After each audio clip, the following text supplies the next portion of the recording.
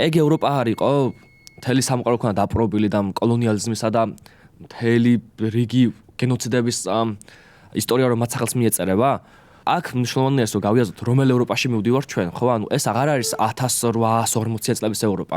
მეორე მსოფლიო ომის შემდგომ ყველამ კარგად ვიცით ევროპამ როგორ გადაიაზრა საკუთარი კონტინენტური ისტორია და ევროპას როგორც კონტინენტს ვალდებულება აქვს კეთილშობილური თავისივე ისტორიის მიმართ, რომ გაიაზროს თავისი წარსული და დაეხმაროს იმ ქვეყანებს, რომლებიც სხვადასხვა პერიოდში ვერ იყვნენ ევროპული კულტურის წიაღში ინტეგრირებულები.